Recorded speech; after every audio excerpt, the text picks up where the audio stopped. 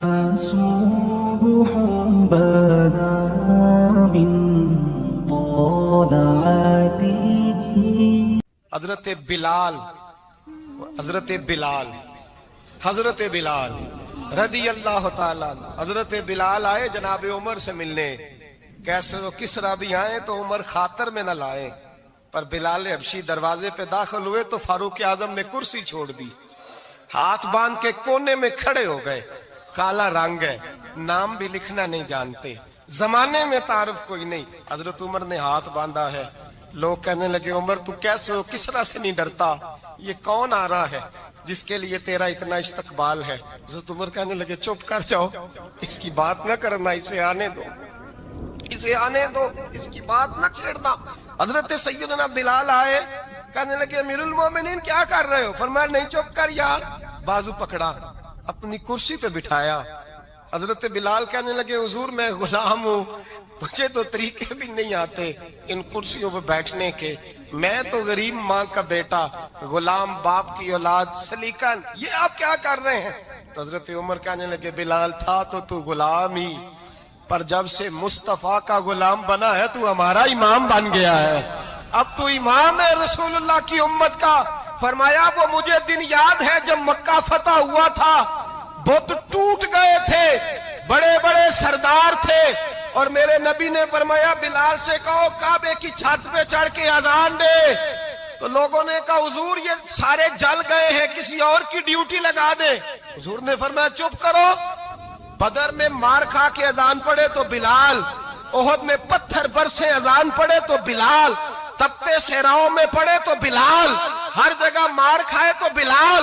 اور آج اگر اللہ نے عزت دی ہے تو میں لوگوں کو دیکھ کے بلال کو عزت نہ دوں؟ میں بتانا چاہتا ہوں کہ رسول اللہ کی غلامی میں عزت ہے. فرمایا کوئی اوپر نہیں چڑھے گا، ابو بکر بھی نیچے، عمر بھی نیچے، عثمان و علی، طلحہ اور زبیر بھی نیچے. آج یہ حبشی غلام کعبے کی چھت پہ چڑھے گا اور میں دنیا کو بتاؤں گا کہ اصل عزت اسی کے پاس ہوتی ہے جو رسول اللہ کا غلام ہوا کرتا ہے. بھائی یاد رکھیں عزت حضور کی غلامی میں ہے، نہ یہ دیکھو میری برادری کیا کہتی ہے. حضرت سلمان فارسی گورنر تھے، کھانا کھا رہے تھے، دسترخوان بچھا تھا. رسول پاک صلی اللہ علیہ وسلم کا فرمان ہے روٹی کا لقمہ دسترخوان پہ گرے اٹھا کے کھا لو، اللہ تمہاری بخشش فرما دے گا. دسترخوان صاف ہوتا ہے. روٹی، بڑے گورنر تھے آپ، بڑے بڑے سفیر بیٹھے تھے، وزیر بیٹھے تھے، روٹی کا لقمہ گر گیا. آج تو لوگ فیشن میں عزت ڈھونڈتے ہیں نا، وقار ڈھونڈتے ہیں کہ میں جدید دنیا کے ساتھ مل جاؤں، میں معاذ اللہ لڑکی لڑکے اکٹھے بٹھا کے منگنی کروں تو میں ماڈرن شمار ہو جاؤں گا، میں بڑے بڑے ڈھول بجاؤں تو ماڈرن بنوں گا، میں اگر مہندی پہ سارے تماشے کر ڈالوں تو میں ماڈرن ہوں. دیکھو عزت کس بات میں. حضرت سلمان فارسی روٹی کھا رہے تھے، سفیر، وزیر، نہ جانے بڑے بڑے لوگ بیٹھے تھے، کھانا کھاتے کھاتے لقمہ گرا دسترخوان پہ. حضرت سلمان فارسی نے سمیٹا، منہ میں رکھا، پھر انگلی مار کے دسترخوان صاف کیا. ایک صحابی کان میں کہنے لگے سلمان کیا کر رہے ہو؟ کیا کر، آپ گورنر ہے، سوچئے تو صحیح، یہ لوگ کیا کہیں گے دنیا دار کے مسلمانوں کو روٹی نہیں ملتی، اٹھا اٹھا کے کھا رہے. کان میں بات کی، کان میں. حضرت سلمان فارسی کان میں جواب دے سکتے تھے، کہہ سکتے تھے نہیں ایسے ہی کرنا ہے، انہوں نے کان میں بات کی. لیکن جناب سلمان فارسی اعلیٰ اعلان بولے، کہنے لگے ان 4 5 6 دنیا داروں کے لیے میں اپنے نبی کا طریقہ چھوڑ دوں، اپنے رسول کی سنت چھوڑ دوں؟ یہ 4 5 دنیا دار دنیا کی طرف دیکھ کے میں مصطفیٰ سے منہ موڑ لوں؟ پھر جوش جذبات میں سر سے پگڑی اتار دی، رونے لگے.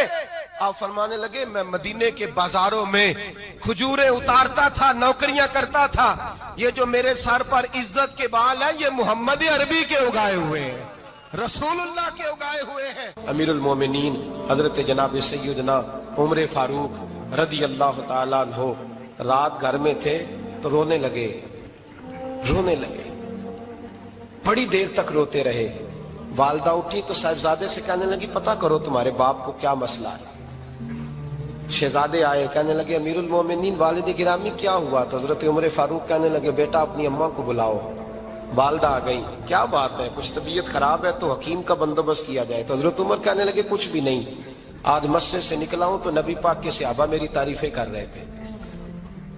یہ حضرت فاروق اعظم کے وصال کے قریب کے دن ہے. تعریف ایک تو حضرت یہ رونے کی بات ہے کہ خوش ہونے کی. آپ فرمانے لگے نہیں، سوچتا ہوں باہر تو میں اچھا رہا ہوں، پتہ نہیں گھر میں ہی کوئی زیادتی نہ ہو گئی ہو، پتہ نہیں تمہارے ساتھ بھی میرے معاملات ٹھیک تھے کہ نہیں. صحابہ تو تعریف کرتے ہیں. رو رہا ہوں تمہاری وجہ سے نہ الجھ جاؤں، بیوی ہی نہ کہے میرا حق ہی ادا نہیں کیا.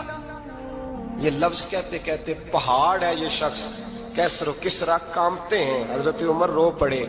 بی بی سے کہنے لگے مجھے اللہ کی رضا کے لیے معاف نہیں کر دیتی؟ میرے اوپر بوجھ تھا امت کا، میں ساری رات مدینے کی گلیوں میں پھرتا تھا، دن سارا مسجد میں گزرتا تھا، میں تجھے وقت نہیں دے پایا، معاف نہیں کر دیتی؟ تو زوجہ کہنے لگی نہیں عمر، میں نے بھی زندگی میں اپنا کوئی سکھ چین نہیں دیکھا، کوئی چاؤ پورا نہیں کیا، میں کیسے معاف کر دوں؟ میں نہیں معاف کرتی. حضرت عمر زمین پہ بیٹھ گئے، رونے لگے. کہنے لگے چل معاف کر دے. کہنے لگی ایک وعدہ کرو، قیامت کے دن رب کریم کی بارگاہ میں میری سفارش کرو گے؟ اللہ کی بارگاہ میں عرض کرو گے کہ اللہ اچھی تھی، مجھے کپڑے دھو کے دیتی تھی، روٹی پکا کے دیتی تھی، میری عزت کی محافظ تھی؟ جناب عمر کہنے لگے تیرے ساتھ وعدہ ہے، رب اپنے فضل سے عمر کو جنت دے گا تو عمر تجھے جنت میں ساتھ لے کر کے جائے گا. بخاری شریف میں حدیث ہے، قاضی ایاز مالکی رحمۃ اللہ علیہ نے بڑی تفصیل سے لکھی ہے. راوی حضرت انس بن مالک ہیں. ایک بندہ بڑی دور سے آیا نبی پاک صلی اللہ علیہ وسلم کی زیارت کے لیے، بڑی دور سے. عرب کے جو سردار ہوتے تھے ان کے بڑے ناز نخرے ہوتے تھے. وہ خیر آج بھی ہیں، پروٹوکول کا ماحول آج بھی، یعنی وزیر صاحب کے آگے دو چار گاڑیاں نہ ہوں تو ان کو مزہ ہی نہیں آتا. پولیس والے آگے پیچھے بھاگیں تو حالانکہ ان کو نہیں پتا کہ جو پولیس والے آگے پیچھے بھاگ رہے ہیں نا، یہ حکومت بدلی تو گرفتار کرنے بھی انہوں نے آنا ہے. لیکن وہ بڑا مزہ آتا ہے جب لوگ گاڑی کے پیچھے بھاگتے ہیں. کیا بات ہے جناب، بڑی بات.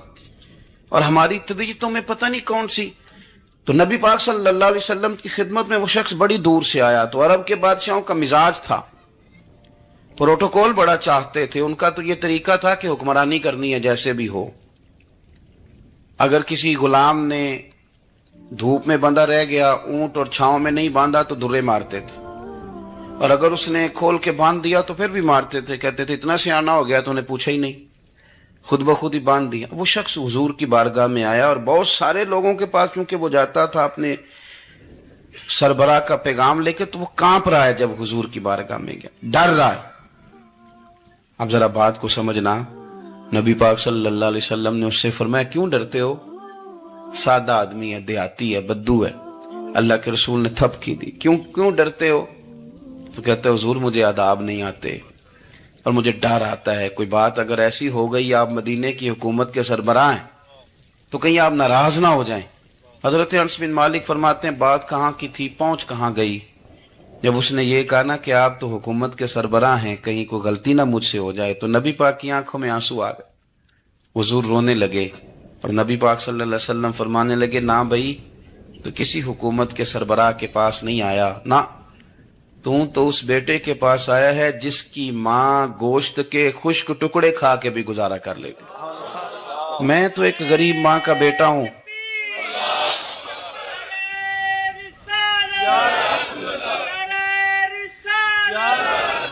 بھائی اگر آپ کا یہ ذوق بن جائے، دیکھو نا آج تو لوگ بھول جاتے ہیں نا، کپڑے بدل لیتے ہیں تو وہ سمجھتے ہیں کہ شاید سارا کچھ ہی بدل گیا.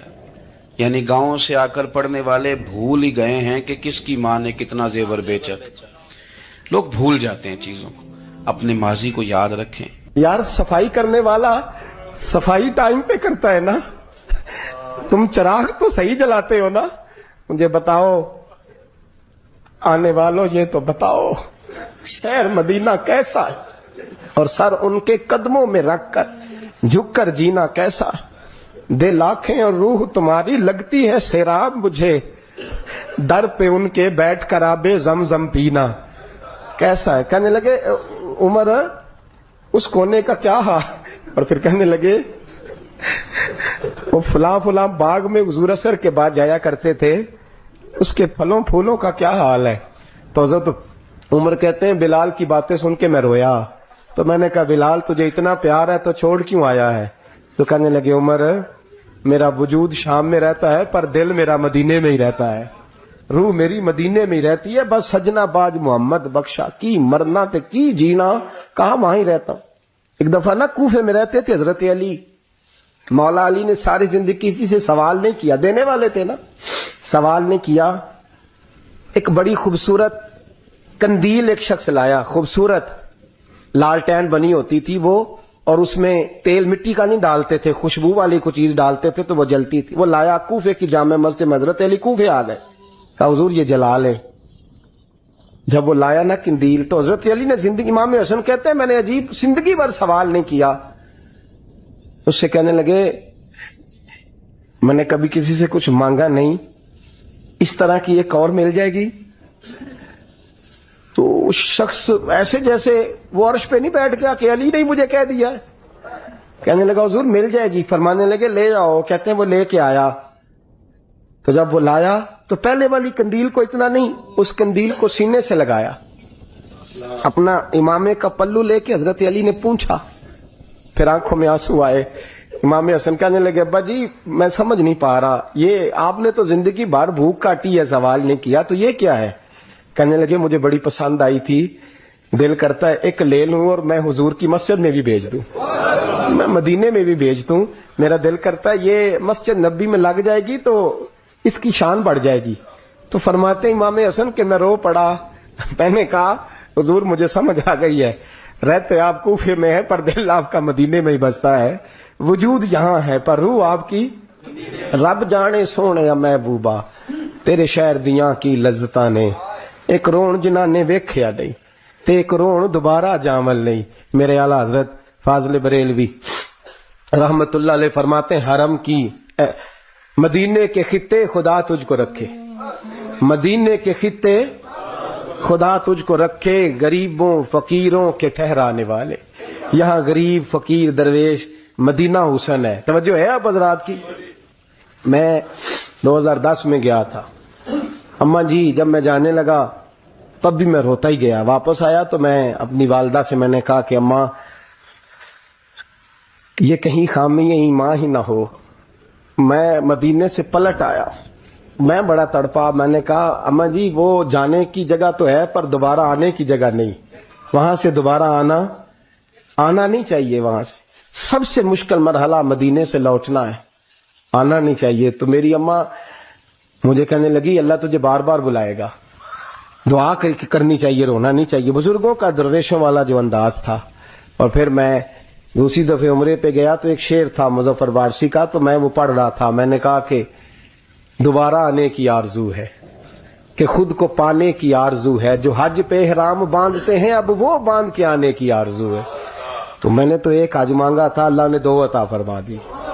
یہ مصطفیٰ کے مدینے کی شان ہے، یہ رسول اللہ کے شہر کی شان ہے۔ تو میرے دوستو اللہ بڑا بے نیاز ہے، وہ میرے جیسے لوگ، میرے جیسے، سچی بات ہے، میرے جیسے لوگ، اس کا میں کبھی بھی مدینہ منورہ میں حاضر ہو کے لوگ اور باتیں سوچتے رہتے ہیں اور میں مسجد میں بیٹھا ہوتا ہوں۔ تو میں جب پہلی دفعہ گیا تھا تو ایک بی بی بیٹھی تھی سادی سی عورت رات کو، تو اپنا زبان یار من ترکی اور من ترکی بگویم پنجابی میں وہ بات کر رہی تھی، تو وہ جملے اس کے مجھے یاد رہتے ہیں جب میں مدینے جاتا ہوں۔ سادی بی بی جنت البقیع کے باہر بیٹھی تو بوڑھی اماں سادے سے کپڑے، تو شعر پڑھ رہی تھی۔ وہ کیا شعر تھا اس کا، کوئی وہ اس پہ شاعرانہ ردیف کافی یہ پورے نہیں اترتے، لوگ کہیں گے یہ مصرع شاید لحاظ سے ٹھیک نہیں ہے سند کے لحاظ سے، لیکن اس کا انداز تھا نا تو تھا بڑا با کمال۔ وہ وہاں بیٹھی پتہ کیا کہہ رہی ہے، ویکھو نہیں ویکھو کہ ڈے کرم کمائے سوں، لوگ کہیں گے ردیف کافیے کے لحاظ سے شاید ٹھیک نہیں، لیکن اس کی فکر کتنی ٹھیک ہے، سوچ کتنی ٹھیک ہے۔ کہتی ویکھو نہیں ویکھو کہ ڈے کرم کمائے سوں، میرے جے گندے مندے در تے بلائے سوں۔ سید عالم صلی اللہ علیہ وسلم کے وصال ظاہری کے ایام قریب آئے تو حضور نے سرخ پٹی باندھی، تیز بخار ہے نبی کریم کو، 2 صحابہ سہارا دے کے مسجد میں لائے، نبی پاک علیہ السلام کو بظاہر سہارا دے کے لایا گیا۔ کریم رسول نے لوگوں کو جمع کیا، حضور آج کیا ہونے والا ہے، آج کیا کہا جائے گا، آج کس لیے میٹنگ بلائی ہے؟ نبی کریم کے کل صحابہ جب مسجد میں جمع ہوئے تو کھچا کھچ مسجد بھری ہے۔ وصال ظاہری سے چند یوم پہلے کی بات، نبی پاک نے فرمایا آج تمہیں کوئی جہاد کی ترغیب نہیں دینی، آج کوئی نیا پیغام نہیں دینا، آج تمہیں بتانا ہے کہ رب نے اپنے بندے کو اختیار دیا ہے، چاہے تو دنیا میں رہے چاہے تو اس کی بارگاہ میں حاضر ہو جائے. اس عبد نے بارگاہ ربوبیت کی طرف لوٹنے کا ارادہ کر لیا ہے. حضرت صدیق اکبر رونے لگے تو صحابہ نے کہا تمہیں کیا ہوا؟ کہنے لگے سمجھ نہیں رہے, کسی کی بات نہیں کر رہے, نبی پاک تو اپنی بات فرما رہے ہیں, اس نے جانے کا ارادہ کر لیا. سنیے میرے بھائی, محبوب پاک نے فرمایا بھائی کسی شخص کو میری طرف سے کوئی تکلیف پہنچی ہو تو بدلہ لے سکتا ہے, بدلہ لے سکتا ہے, کسی کو تکلیف پہنچی ہو. صحابہ پھوٹ کے رونے لگے, محبوبہ کرم ہی کرم ہوا ہے, رحمت ہی رحمت آئی, آپ کے بارے میں گمان کرنے والا بھی دائرہ ایمان سے نکل جائے گا. حضور آپ کیا فرما رہے ہیں؟ فرمایا نہیں بھائی اٹھو. پیچھے سے جناب عکاشہ بن محصن اٹھے, ہاتھ کانپتے ہیں, آگے بڑھے, کہنے لگے یا رسول اللہ, ایک جنگ کے موقع پر آپ نے درہ مارا تھا, ننگی پیٹھ پر صفیں سیدھی کراتے, بات دل میں رہ گئی ہے, میں نے بدلہ لینا ہے. نبی کریم نے فرمایا بلال دوڑ کے جاؤ, فاطمہ کے گھر درہ پڑا ہے, درہ لاؤ.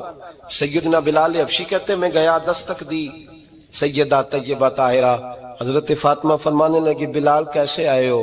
اماں جی وہ درہ چاہیے تھا. سیدہ کو تشویش ہوئی, کہنے لگے بلال نہ تو جنگ پہ جانا ہے, نہ جہاد ہے, نہ کوئی ایسا موقع ہے, حضور کی تو طبیعت مبارک بظاہر بڑی علیل ہے, درہ کیا کریں گے؟ حضرت بلال عرض کرنے لگے اماں جی ایک صحابی بدلہ لینے لگے ہیں, صاحب طبقات نے جملے لکھے ہیں, کہتے ہیں بی بی صاحبہ نے درہ بھی دیا اور امام حسن حسین کو بھی باہر نکالا. فرمانے لگی عکاشہ سے کہنا 100 درے مارے, ان 2 شہزادوں کے جسم پر نبی پاک کے قریب نہ جائے, میں نے 2 بچے پیدا ہی اپنے محبوب پر قربان کرنے کے لیے کیے, ان کو لے جائے. حضرت بلال کہتے ہیں میں 2 شہزادے لے کے آیا, اور جب دروازے میں میں لے کے پہنچا تو نبی پاک نے دیکھا تو آنکھوں میں آنسو آ گئے.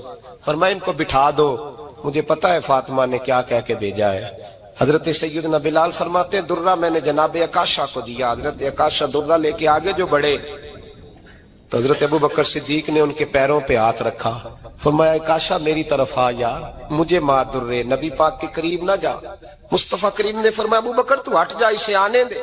فرماتے ہیں میں چند قدم آگے گیا تو مولا علی شیر خدا نے میرے پیر پہ ہاتھ رکھا, کہنے لگے عکاشہ سوچ تو صحیح تو کیا کر رہا ہے؟ حضور نے فرمایا علی ہٹ جاؤ, میرا اور ان کا معاملہ ہے. جناب عکاشہ آگے بڑھ رہے, نبی کریم نے فرمایا میں اپنی امت کو درس دینا چاہتا ہوں, خبردار خبردار زندگی میں تمہارے ہاتھ سے زبان سے کسی کو تکلیف نہ پہنچنے پائے, خبردار. یاد رکھنا وہ معاشرے بگڑ جاتے ہیں, وہ معاشرے تباہ کر دیے جاتے ہیں جہاں ظلم ہوتا ہے, جہاں زیادتی ہوتی ہے, جہاں لوگوں کو ستایا جاتا ہے.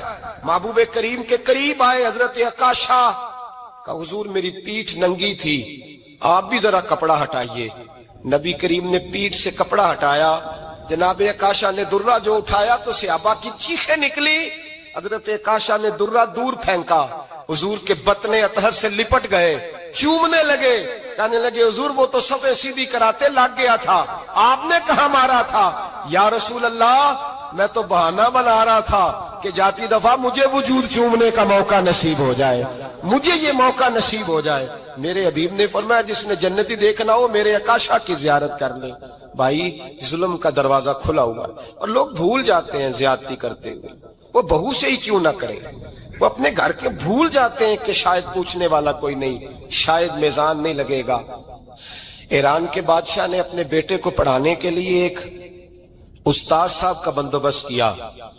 استاد صاحب کو کہا کہ میرے بچے کو دین پڑھائیے, میں چاہتا ہوں کل اس نے عنان حکومت کو سنبھالنا ہے تو یہ دین سے آگاہ ہو جائے, اس کو کچھ سکھائیے پڑھائیے. بہت نیک بزرگ بڑے درویش عالم پڑھانے لگے, اسباق مکمل ہو گئے, دین کے اسباق قرآن مجید پڑھایا, احادیث طیبہ کا درس دیا, اصول فقہ سے روشناس کرایا. جب بچے نے مکمل تعلیم حاصل کر لی اور آمین ہو گئی, دستار ہو گئی, فارغ ہو گئے, تو پھر ایک دن استاد صاحب نے کہا بیٹے کل تم نے ضرور آنا ہے, کچھ بات کرنی ہے. شہزادہ گیا ملنے استاد صاحب سے, استاد صاحب نے کنڈی لگا لی, ہاتھ میں درہ پکڑ لیا, مار مار کے پورے وجود کو زخمی کر دیا, کوئی غلطی نہیں, کوئی بات نہیں, مارا. اب بچہ آیا آ کے بادشاہ سلامت سے کہا کہ ابا جی سمجھ نہیں آئی, بڑا مارا ہے استاد. تو سیانے تھے نا بادشاہ, یہاں تو قاری صاحب روز کٹہرے میں کھڑے ہوتے ہیں, مولوی صاحب آپ نے میرے بچے کو کیوں مارا ہے؟ آپ 8,000 کے مولوی ہیں, میرا کئی کروڑ کا بچہ ہے, सवेरे बदल लेंगे। खबरदार आपने बच्चे को हाथ लगाया, अपनी हैसियत में रहे माज़अल्लाह। जो कौमें उस्तादों को कटहरों में खड़ा करती हैं वो तरक्की नहीं कर पाती। जो उस्तादों को कटहरों में रोज खड़ा करते, कहा अब्बा जी बड़ा मारा है, तो वालिद बड़े समझदार थे, कहने लगे बेटा उस्ताद बाप होता है, वो ज्यादती नहीं करता, कोई बात होगी मैं तेरे उस्ताद को कटहरे में नहीं बुलाऊंगा। अम्मा से बात की, अम्मा कहने लगी बेटा मैं तेरे बाप से कैसे बात करूं, डर आता। वक्त गुजर गया, 22 साल बीत गए, 22 साल गुजर गए, बादशाह का इंतकाल हुआ, शहजादा तख्त पे बैठा, पहला हुक्म ये दिया कि मेरे उस्ताद को बुलाओ। पहला हुक्म। उस्ताद जी बूढ़े हो गए थे, छड़ी के ऊपर टेक लगा के आए और भवें सफेद होके झुक गई थी, यूं आंख खोल के बड़ी मुश्किल से देखा, कहने लगे शहजादे हुक्म हो। कम मैं शहजादा नहीं, अब मैं बादशाह बन गया हूं। उस्ताद जी 22 साल बीत गए, आपने मारा था, पर वो दर्द चूंकि ज्यादती की थी, मेरा कसूर कोई नहीं था, तो ना मेरी रूह से दर्द गया है ना मेरे जिस्म से गया है, मैं बेख्तियार था, पूछ नहीं सकता था, आज बाइख्तियार हुआ हूं। सबसे पहले पहला हुक्म आपको दिया, बुलाया है, बताए क्यों मारा था, क्यों मुझे मारा था, मेरी ज्यादती बताए।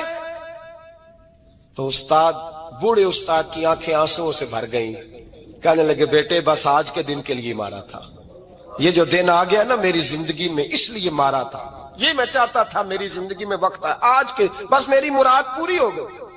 कहा साहब किस लिए, मुझे भी समझाए।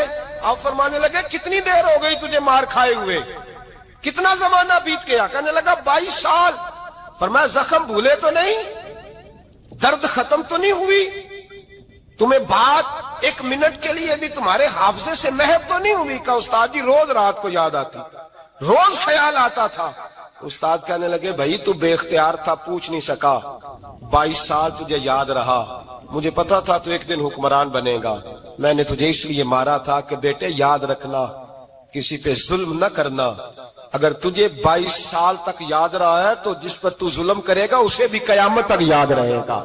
और ये याद रखना, तू आज बाइख्तियार हुआ तो तूने मुझे बुला लिया है, कयामत के दिन गरीब बाइख्तियार हो जाएंगे, मजलूम बाइख्तियार हो जाएंगे, वो बाइख्तियार होंगे लिल्लाहिल वाहिदिल कहार, रब करीम की बारगाह के अंदर उनका इख्तियार होगा, अकेले अल्लाह की हुक्मरानी होगी। फिर वो बुलाएंगे बड़े बड़े कज कुला, दुनिया में जिनकी पगड़ियां ऊंची थी वो सर झुकाए खड़े होंगे, दुनिया में जो डिक्टेटर बनते थे उनकी पुश्तें लाल होंगी, उनको गद्दार लिखा जाएगा, कयामत तक नहीं भूलेगा। जुल्म करना तो सोच समझ के करना, इतना करना जितना तुम सह सकते हो, इतनी ज्यादती करना जितनी कयामत में तुम बर्दाश्त कर सकते हो। मेरे नबी करीम सल्लल्लाहु अलैहि वसल्लम ने फरमाया जुल्म से बचो, ये कयामत के अंधेरों में से एक अंधेरा होगा। जिंदगी में ज्यादती न करें, अगर थोड़ी देर के लिए कोई चीज बर्दाश्त कर जाएंगे तो वो फायदा दे जाएगी, कुछ देर के लिए अगर सह जाएंगे तो नफा मिल जाएगा, सहने की कोशिश करें लेकिन ज्यादती न करें, नजर को, सोच को, जहन को पाक रखें। और मेरे भाई जिंदगी पूरी जुल्म से बचें, ज्यादती से बचें। आप लोगों के साथ प्यार करें, आप लोगों को मौका दें, आप थोड़ी सी और कोशिश करें उस शख्स तक जाने की जो आपको मायूस नजर आ रहा है, परेशान नजर आ रहा है। ये हमें मिलाद वाले महबूब सल्लल्लाहु अलैहि वसल्लम ने दरस दिया। एक और पहलू, हुजूर सैयद आलम सल्लल्लाहु अलैहि वसल्लम ने, हमारे यहाँ ना अभी भी बरादरी की तकसीम है, अभी भी, और कुछ मैंने ऐसे कमजोर लोग भी देखे, ये इस तरह की हरकतें हारे हुए लोग करते हैं। हारे हुए लोग जो अपने आप को समझते हैं कि मैं को बड़ा आदमी हूं। बड़ा आदमी तो अपने अखलाक से होता है, अपने किरदार से होता है, अपनी सखावत से होता है, लोगों से प्यार करने से होता है। बाकी ये कि बैठ के कहानी सुनाना कि मैं बड़ा कुछ करता हूं, तो जो कुछ करता होता है उसे सुनाने की कोई जरूरत है। एक और बहुत सारे लोग आप ताजियत करने जाए ना वालिद के इंतकाल के बाद, तो उन बेचारों को बताना पड़ता है कि अब्बा जी मेरे बगैर दवाई नहीं खाते थे। तो मैं कहता हूं अगर तेरे बगैर नहीं खाते थे फिर बताने की जरूरत नहीं, फिर तो सारे गांव को पता होगा कि तेरे बगैर नहीं खाते। और अगर कोई दाल में काला है तो फिर तेरी वजाहत कोई बंदा कबूल नहीं करेगा। तो आपको बताना क्यों पड़ रहा है, और आप बार बार इस बात का जिक्र क्यों कर रहे हैं कि हम बहुत बड़े कबीले के हैं। साहब अगर आप बड़े कबीले के हैं तो पता होगा सारे इलाके को आप कितना लोगों का ख्याल करते हैं, आप किस कदर मोहब्बत करते हैं, आपका अंदाज़े करीमाना किस तरह का। پھر آپ کو بتانے کی کوئی ضرورت نہیں ہوتی، پھر خود بخود خبر ہوتی ہے۔ حضرت سیدنا ابو ذر غفاری رضی اللہ تعالیٰ عنہ، قبیلہ بنو غفار ایک بڑی شاخ تھی قبیلوں میں سے، جو لوگ اس زمانے میں مالدار قبیلوں سے تعلق رکھتے تھے، ان میں سے ایک بڑا نام تھا۔ ساری زندگی چودراہٹ کی، لیکن میلاد ایک انقلاب کا نام ہے۔ میں میلاد منانے والے دوستوں سے گزارش کرتا ہوں کہ آپ ہر سال میلاد منائیں، اور ہر سال میلاد کے بعد آپ تھوڑے بدل بھی جائیں، یعنی تھوڑے سے بدل جائیں۔ کچھ لوگ کہیں یار یہ داڑھی میں نے نا 12 ربیع الاول والے دن رکھی تھی، یہ میری میلاد والی داڑھی ہے، اور داڑھی رکھیں بھی نبی پاک کی مرضی کی۔ کس کی مرضی کی؟ نہ ناراض ہو جائے جی میں ٹور چلا، بس کس مرضی کی جی؟ اپنی مرضی کے نہیں۔ داڑھی کا وزن کو نہیں ہوتا کہ پوری مٹھی رکھیں گے تو آپ کو کوئی دقت ہوگی، کوئی وزن نہیں، پوری رکھیں، جو حضور کا طریقہ مبارکہ ہے جو ہمیں ملتا ہے اس پر آپ توجہ فرمائیں۔ تو میں جو بات عرض کرنے جا رہا ہوں وہ میلاد انقلاب ہے۔ حضور سید عالم صلی اللہ علیہ وسلم کی بارگاہ میں آنے سے پہلے لوگ کچھ اور ہوتے تھے، اور یہاں سے ہو کے جاتے تھے تو پھر ان میں تبدیلی آتی تھی۔ میں سارا دن کرامتیں سناؤں نا کسی کو اپنے پیر صاحب کی، اور اپنے گھر میں بھی کہ میرے حضرت بڑے، میرے استاد بڑے، لیکن بیوی کے ساتھ اگر میں ترش لہجے میں بات کروں گا تو وہ کہے گی اے سکھاندے نے تینوں پیر صاحب۔ دوست کہیں گے یہ سکھاتے ہیں آپ کی کہانیاں نہیں چلتی، آپ کا کردار چلتا ہے۔ حضرت ابو ذر غفاری رضی اللہ تعالیٰ عنہ فرماتے ہیں چونکہ میں چودھری تھا، سیدنا بلال حبشی رضی اللہ تعالیٰ عنہ کے پاس میں بیٹھا تھا، کسی بات میں بات آگے بڑھی اور بڑھتے بڑھتے بات شکرنجی تک چلی گئی۔ رائے کے اختلاف نے باتوں میں تلخی پیدا کر دی، اور جب تھوڑے لفظ اور تیز ہوئے تو میں نے انہیں کہہ دیا چپ کر، تو ابشن کا بیٹا ہے۔ کس کے بیٹے تھے حضرت بلال؟ کہتے ہیں جب انہوں نے مجھے کہا میرا دل بڑا ٹوٹا، لیکن میں نے ارادہ کیا کہ میں نے حضور کی بارگاہ میں نہیں عرض کرنی، اب ہر بات کی ہم حضور کی بارگاہ میں شکایت کریں۔ لیکن میں جا کے مسجد میں بیٹھا، اور جب سرکار آئے نا، ارادہ نہیں تھا کہ عرض کروں گا، لیکن حضور کا چہرہ دیکھا تو دکھ میرا خود ہی تازہ ہو گیا۔ رونے کا بھی تو تب ہی مزہ آتا ہے نا کوئی اپنا ملے تو۔ فرماتے ہیں کہ میرے آنسو نا بغیر اختیار کے چھلک پڑے، اور میں کھل کے روئے، کھل کے۔ قربان جاؤں محبوب کے بھی حضور نے پاس نہیں بلایا، بلکہ نبی پاک اٹھ کے خود میرے پاس آئے اور مجھے کندھوں سے پکڑ کے سینے سے لگایا، اور جب میں کھل کے رو لیا تو حضور میرے آنسو پوچھنے لگے۔ کچھ شعر ایسے ہوتے ہیں جو کسی نے کہے ہوتے ہیں، اور کہنے والا جو ہوتا ہے وہ صاحب حال ہوتا ہے، تو اس میں کچھ خوبصورتی زیادہ ہی ہو جاتی ہے۔ ایک پنجابی کے شاعر ہمارے گجرات میں گزرے، بزرگ تھے، ان کا ایک شعر ہے، وہ کہتے ہیں ایک واری میری آنکھیاں چوں اونا نے اتھرو پونجے سن، ایک واری میری آنکھیاں چوں اونا نے اتھرو پونجے سن، ہن تے چسکا پہ گیا رونے دا۔ ایک واری میری آنکھیاں چوں اونا نے اتھرو پونجے سن، ہن تے چسکا پہ گیا رونے دا، تے ہر ویلے آہو زاری دا۔ تو میں روز رونے لگا ہوں، مزہ ہی بڑا آیا ہے جب سے محبوب نے چپ کرانا شروع کیا۔ میرے عزیز، اور پھر حضرت بلال حبشی رضی اللہ تعالیٰ عنہ چونکہ حضور کے غلام تھے، اور انہیں پتا تھا کہ سرکار میری ناز برداری کرتے ہیں، حضور نے چپ کرایا۔ فرمایا کیوں روتے ہو؟ تو عرض کرنے لگے یا رسول اللہ صلی اللہ علیہ وسلم، اگر میں ابشن کا بیٹا ہوں تو میری تو غلطی کوئی نہیں نا، یہ تو تقسیم اللہ کی ہے نا۔ الذی خلقک فسواک فعدلک فی ای صورت ما شاء رکبک، جس طرح وہ چاہتا ہے، جس کو چاہتا ہے اس طرح کی اس کی صورت بنا دیتا ہے۔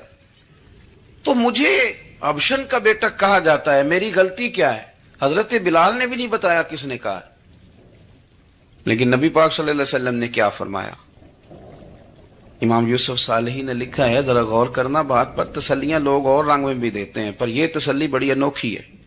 حضور فرمانے لگے بلال اگر تو ابشن کا بیٹا تو پریشان کیوں ہوتا ہے؟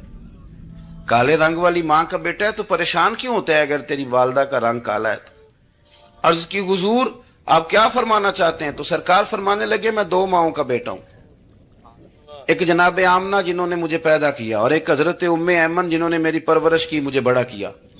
حضور فرمانے لگے میری ماں آمنہ کا رنگ گورا تھا اور میری ماں ام ایمن کا رنگ کالا ہے۔ تو فرمایا اگر تجھے کسی نے کالے رنگ والی ماں کا بیٹا کہا تو اسے کہہ دینا مدینے والی محبوب کے بھی تو ایک والدہ کا رنگ کالا ہے، تو کہہ دینا۔ حضرت بلال کہتے ہیں کہ وہ اس طرح کی تسلی تھی، طفل تسلیاں نہیں جس طرح کی ہمیں دی جاتی، وہ اس طرح کی خوبصورت تسلی تھی کہ اس کے بعد میرا دل ایسا ٹھنڈا ہوا، پھر کسی کا تانا نہیں رہا، پھر کسی کی تکلیف نہیں رہی۔ رسول پاک صلی اللہ تعالی علیہ وسلم نے یہ جو آج تقسیم ہے ہمارے ہاں اونچ نیچ کی، چھوٹے بڑے کی، ذات برادری کی، حضور فرماتے ہیں میں نے پاؤں کے نیچے رکھ کے کچل دی، اب اس کا کوئی سٹیٹس نہیں رہا، اب یہ کوئی معاملہ نہیں۔ پھر میرے بھائی ایک معاملہ ہمارے اندر جو اور بڑی شدت کے ساتھ آیا ہے اور جس نے بڑا زور پکڑا ہے، وہ یہ ہے کہ ہم نا پڑھے لکھے لوگوں سے معذرت کے ساتھ، پڑھے لکھے لوگوں کا بھی ایک مسئلہ ہے، وہ دوسروں کو جاہل کہنا ضروری سمجھتے ہیں، الا ماشاءاللہ۔ میں اکثر کہتا ہوں کہ یہ تو آسان کام ہے نا، آپ نے کہہ دیا جاہل نہیں جی سارے پنڈ والے، یہ تو بڑا آسان کام ہے، تو جان چھڑانے والی بات ہے۔ ان پڑھ ہیں جی اس قوم دا کچھ نہیں بن سکتا، بھی تو آسان کام ہے، جان چھوٹ گئی۔ میں بھی کھڑا ہوتا ہوں نماز جنازہ کی امامت کرنے کے لیے، کبھی تو کہہ دیتا ہوں کہ جناب آج لوگوں کو نماز جنازہ کی دعا نہیں آتی، تو سوچتا ہوں کہ اگر کسی نے کھڑا کر کے پوچھ لیا کہ آپ نے کتنے لوگوں کو یاد کرائی ہے، ہم نے کبھی کہا کہ آؤ بیٹھو یاد کراؤں، تو اس کا جواب کیا ہے؟ تنقید کرنا آسان کام ہے اور تعمیر کرنا یہ مشکل مرحلہ ہے۔ عزیز دوست، ہمارے ہاں نا ان پڑھ بندے کے ساتھ اور اس بندے کے ساتھ جس کی سوچیں محدود ہیں، ہمارا رویہ اتنا تلخ ہوتا ہے۔ بھائی مزہ تو تب آتا ہے نا جب آپ کو کچھ لوگ کہتے ہیں میں اچھے کے ساتھ اچھا ہوں، تو اچھے کے ساتھ تو ساری دنیا اچھی ہوتی ہے، آپ نے اس میں کیا کمال کیا؟ ترجیح آخرت کو، اللہ کی ذات کو۔ ہماری آخرت کس طرح ٹھیک ہو سکتی ہے، آخرت میں کامیاب کس طرح ہو سکتے ہیں، آخرت میں اللہ تعالیٰ کی رضا کیسے پا سکتے ہیں، اس کو ترجیح دینی چاہیے۔ نبی پاک صلی اللہ تعالیٰ علیہ وسلم کے بہت سارے صحابہ بڑی شانوں والے، ایک صحابی کا ہم آج ذکر کرنے جا رہے ہیں جن کا نام ہے حضرت ابو ذر غفاری رضی اللہ تعالیٰ۔ ہمارے صوفیاء تصوف میں ایک جملہ بولتے ہیں کہ تیرا تو فقر ابو ذر ہے، یعنی جن کو صحیح درویش کہتے ہیں نا، صحیح درویش۔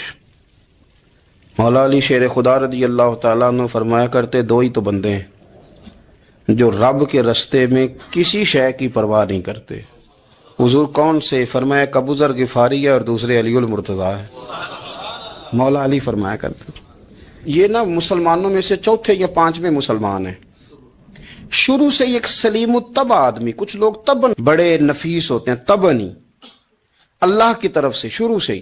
ان کا جو قبیلہ تھا بنو غفار وہ راہزنی کرتا تھا، لوگوں کو لوٹ لیتا تھا، شروع میں یہ کام کیا، لیکن جب کچھ لوگوں کی چیخیں کانوں میں گئیں تو چھوڑ دیا، فرمایا نہیں یار طبیعت نہیں مانتی۔ اور نبی پاک کا کلمہ پڑھنے سے پہلے ہی بتوں کی پوجا چھوڑ کے رب کی عبادت شروع کر دی۔ لوگ پوچھا کرتے تھے آپ عبادت تو کرتے تھے پر منہ کدھر کرتے تھے؟ فرماتے تھے جدھر وہ کرا لیتا تھا کر لیتے تھے۔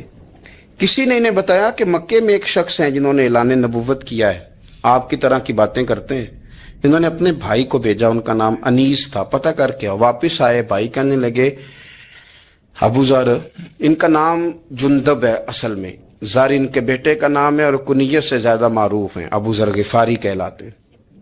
فرماتے ہیں کہ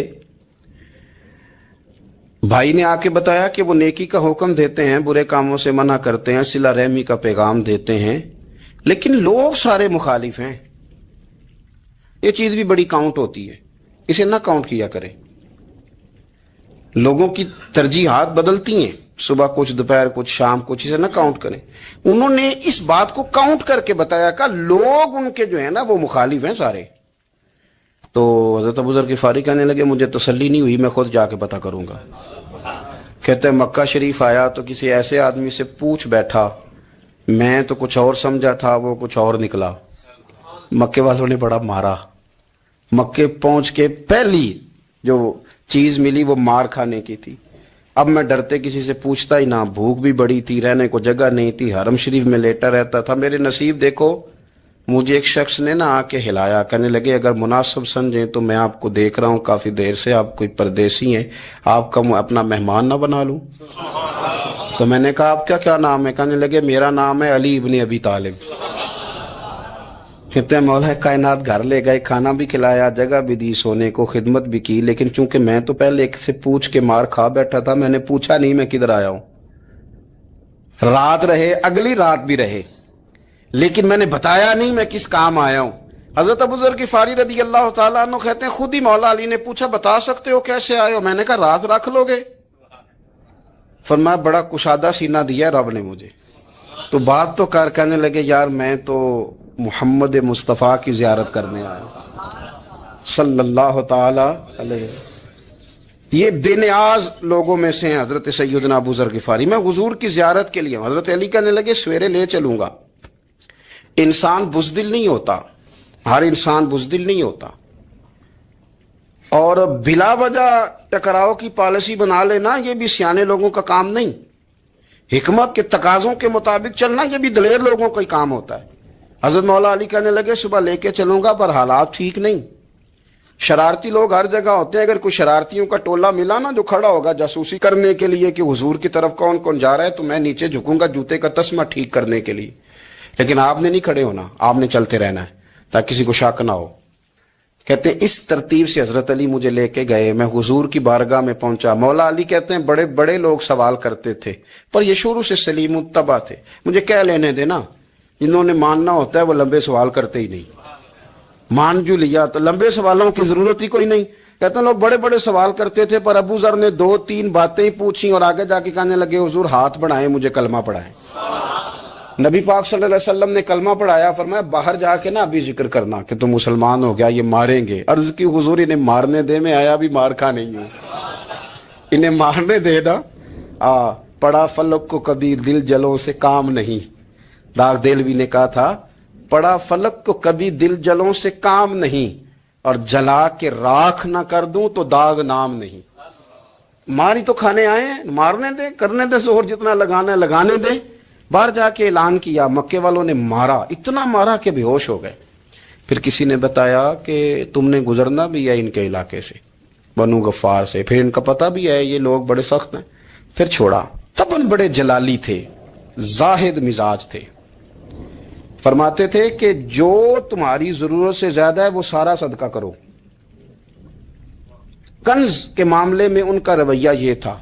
صرف حضرت صدیق اکبر کو کچھ نہیں کہا انہوں نے, باقی حضرت عمر جیسے آدمی کو بھی کھڑا کر کے کہہ لیتے تھے یہ مال کیوں رکھا ہوا ہے خزانے میں, بانٹتے کیوں نہیں سارا.